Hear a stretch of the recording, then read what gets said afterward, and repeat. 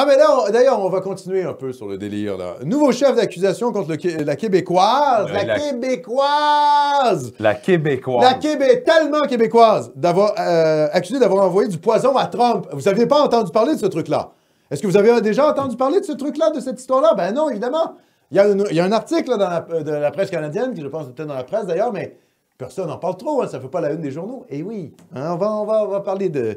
Oui, déjà, la gueule de cet individu, déjà, ça ne respire pas la santé, hein, on va dire ça comme ça.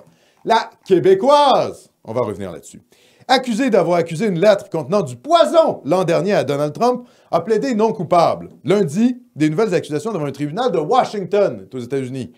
Pascal Ferrier, qui était jusque-là accusé d'avoir menacé de tuer et de blesser le président américain, fait maintenant face à des accusations supplémentaires d'envoi de menaces par la poste et de violation des interdictions d'armes biologiques. Les 3 accusations découlent d'une lettre contenant de la ricine envoyée, selon les procureurs fédéraux américains, par Pascal Ferrier au président Trump à la Maison-Blanche. La lettre précisait que si le poison ne fonctionnait pas, l'auteur utiliserait son arme. Extrême gauche, radicalisée par les médias, qui voulait assassiner le président américain.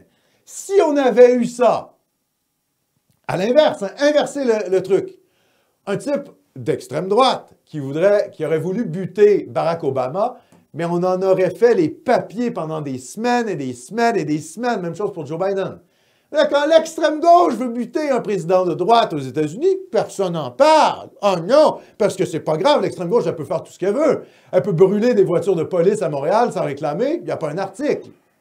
Elle peut vouloir assassiner le président américain de droite, dont la haine a été alimentée par les médias, c'est pas grave. On s'en fout. L'extrême gauche, elle peut faire ce qu'elle veut, ça n'a aucune importance. On va revenir sur cette Québécoise, mon cher Philippe. Oui. Ce que l'on sait sur Pascal Ferrier, accusé d'avoir menacé Donald Trump.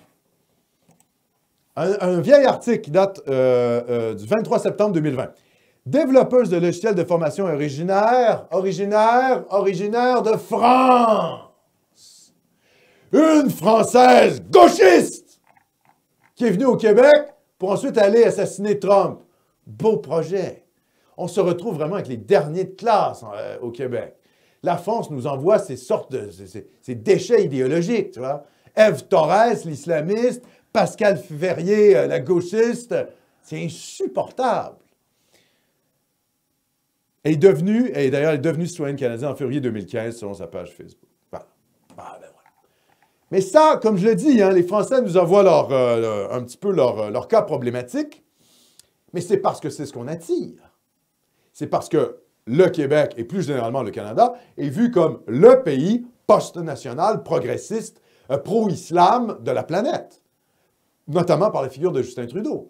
Quand vous voyez Justin Trudeau, vous dites « OK, mais en fait, ce pays, c'est la déglingue totale, c'est n'importe quoi. » Donc, évidemment, ça attire les gauchistes, parce qu'ils se disent « Ah, mais là, ils sont très bien, ils acceptent les enfants trans-queer, en plus, les femmes peuvent être voilées, on peut avoir le niqab quand on fait son serment de citoyenneté. Hein, c'est pas la vieille France réactionnaire, laïcarde, hein, parce que pour les gauchistes nouvelle génération, la laïcité, c'est un truc de facho, hein, même en France. Hein. D'ailleurs, pour ça que les partis de gauche, comme la France insoumise de Mélenchon, se convertissent à l'islamo-gauchisme. Parce que la démographie change, et puis finalement, voilà, l'islam pose problème, même d'un point de vue de gauche je dirais, qui veut avoir le vote des musulmans. Hein, ça, c'est la démographie qui fait ça. Donc, ultimement, aujourd'hui, les gens qui défendent le plus fermement la laïcité, sont plutôt associés à la droite. Il y a une partie de la gauche qui est très laïcarde, mais grosso modo, la gauche française est en train de passer au multiculturalisme et à la défense de l'islam. Donc, finalement, les gauchistes français voient le refus de la laïcité canadienne, dans le cas du Canada, qui a mis le multiculturalisme dans sa constitution, hein, dans sa doctrine d'État, qui a mis le multiculturalisme comme fondement de sa politique identitaire, comme le pays de cocagne. Ils adorent le Canada post-national, c'est pour ça qu'ils viennent ici. Et les gauchistes radicalisés par les médias anti-Trump, là, dans ce cas-ci, il y en a une qui a voulu assassiner Trump. Et évidemment, personne ne vous en parle. Il n'y a que Nomos TV pour vous en parler. Eh oui! Parce que ça ne rentre pas dans le cadre du discours comme quoi il y a seulement l'extrême droite qui est dangereuse. Hein? Les islamistes, les attentats. Il y a un attentat à peu près par semaine en Europe islamiste. Oh, au couteau, attaque au couteau. Allahu Akbar! Personne n'en parle. Policière égorgée en France, personne n'en parle. Hein? Ah, hein? Pascal Ferrier, gauchiste française qui va assassiner Trump, personne n'en parle. Ah, par contre, oh, il y aurait peut-être quelque chose comme une montée vaguement nationale populiste qu'il faudrait vraiment craindre, alors que les gens veulent juste défendre leur pays et pas se faire remplacer par des populations halogènes, comment je dirais, hostiles. Voilà.